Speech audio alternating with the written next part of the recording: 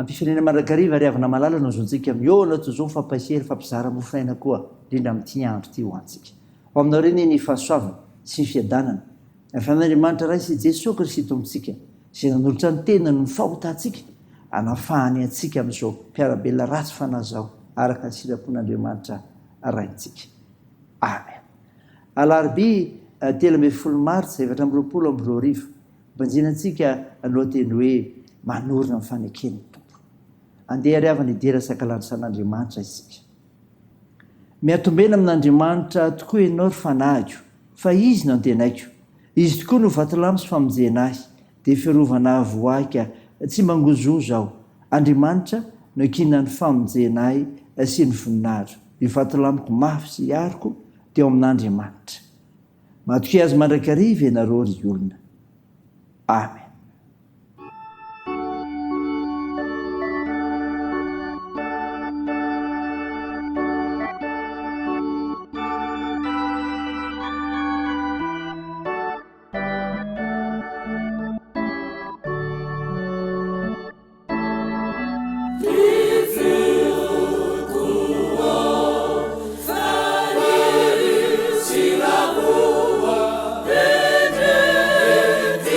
Yeah.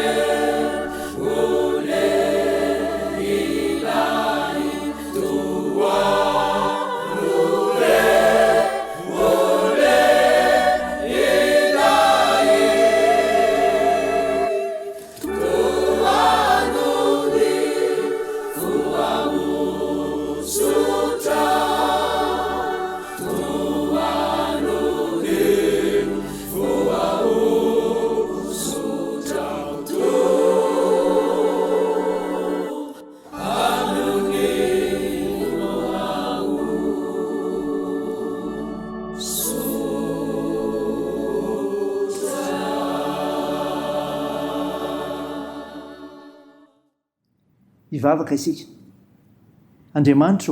Andriamanitra mahatoky ianao satria Andriamanitra mpamonjy. Midera sy mankalaza mivonahitsinarina masina zay noho izany. Kanefa koa dia matsiaro ny tenanay zay fa tsy tanteraka. Tompo, no ny fahamasinanao natsapana izany. Koa manatinao ampanetreteny zay, mamindrafo aminay mamelany erikay. No niavitra nentin'i Jesosy Kristy ho anay teo amin'ny hazo fijaliana. Tompo, hamakisehan'ny Mofonaina zay, dia tao amin'ny fananao masina, hitarika anay, mba mantarana ny sitraponao. Aoka hitombo ny finoana ianao, ilay masina. Naran'i Jesosy Kristy tomponay, novanay izany mivavaka izany. Amen. Ny Mofonaina ho antsika amin'ity unité ry havana malala dia hitanao amin'ny bokin'i Ezekely. Ezekely 4:5, ny 7:50 ka hatramin'ny 7:90. Mivaky toy izao aminaran'i Jesosy. Ary izao no lazain'i Jehovah Tompo, araka nataonao ihany nataoko aminao, izay namingavinga ny fianianany ka mivadika ny fanekeny. Nefa hotsarovako ny fanekena nataoko taminao, tamin'ny andro fahakelezanao, ka norina fanekena marak'izay aminao aho. Dia hotsarovanao ny nalehanao, ka homenatra ianao, raha mandray ireo rahavavinao, dia ny zokinao sy ny zandrinao, ka omeko ho zanako vavy ireo, na dia tsy mba isan'ilay nanaovako fanekena taminao aza. Izaho ho hanorina ny fanekeko aminao, ka dia ho fantatrao fa izao ny Jehovah. Mba hatsiarovanao tsy hangaiaizanao, ary tsy ilohanao vava intsony noho ny henatrao. Raha mamela ny helikao ny amin'ny nataonao rehetra aho, ho Jehovah Tompo. Amen. Ray masino, manamasinanay ny fahamarinana, hiteninao ny fahamarinana. Amen. Ry havana malala, ho aminao ny fiadana avy amin'ny Jesosy Kristy mpamonjy antsika. Mofonaina ho antsika nondranesika teo ny Ezekely 4:5 ka hatramin'ny 7:20. Milaza ny ivadihan'i Jerusalema sy nafoizany an'i Jehovah ka namalina azy tamin'izany. Inona no misy eto? Azon'ny tompo hatrany ny fanekeny, na dia tsy mahatoky azy aza ny olona. Zany havana. Azon'ny tompo hatrany ny fanekeny, na dia tsy mahatoky azy aza ny olona. Ezekely dia mpaminany tany amin'ny pahababony. Anisan'ny lazaina amin'ireo andiny masina vitsivitsy ireo ka mahatoy ny olona babo toy izao dia nivadika tamin'ny fanekena fanaova tamin'Andriamanitra. Efa hita nefa ny fahavoazana, dia indro izy io maneho amin'ireo vahoaka fa izy ireo no nivadika tamin'ny fanekena. Fa izy kosa dia mbola miazo zany hatramin'ny farany, ka mame fanahy mampahamenatra mba hiarenany amin'ny fahotany mbo voavela heloka. Hoy ny soratra masina amin'ny Timoty 2:3-7. Fa na dia tsy matoky azy aza isika, dia mbola matoky ihany izy, fa tsy mahazo mandany tenany.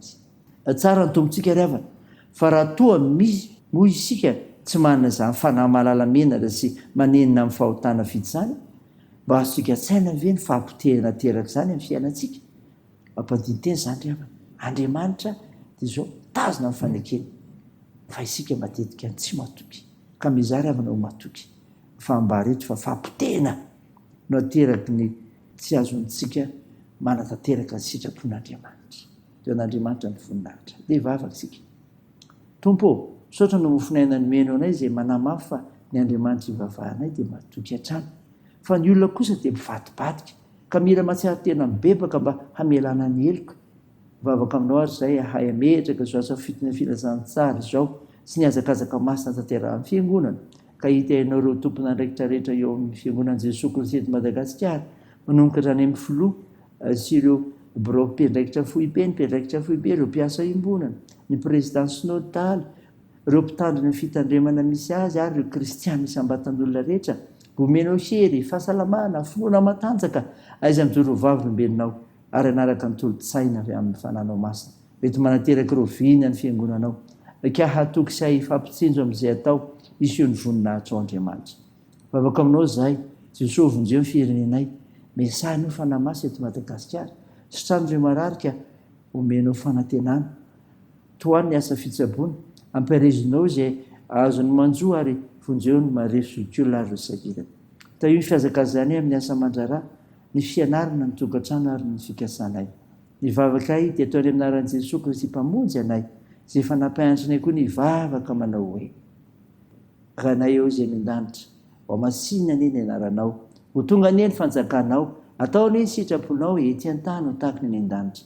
meo ny anio izy ianona sahaza ao anay ary mamela ny erikay tahaka ny namelanay izay meroka taminay ary aza mitonanay amin'ny fakapanahy fa manafanay amin'ny ratsy fa anao ny fanjakana sy ny hery ary ny voninahitra mandrakizay. Amen. Tanteraka ho aminao ny tsodrana todranaran'i Jesosy Kristy. I Jehovah mpiandranao, tsy hanan-java mahory ianao. Mampiandranao amin'ny amin'ny maitso izy, mitondranao amoron-drano fialan-tsasatra izy, mamelombelona amin'ny fanahinao izy, tarika anao amin'ny lalan'ny fahamarinana noho ny anarana izy. Amen. Teo an'Andriamanitra irery ny voninahitra amin'ny anaran'ny Ray sy ny Zanaka ary ny fanahy masina. Amen.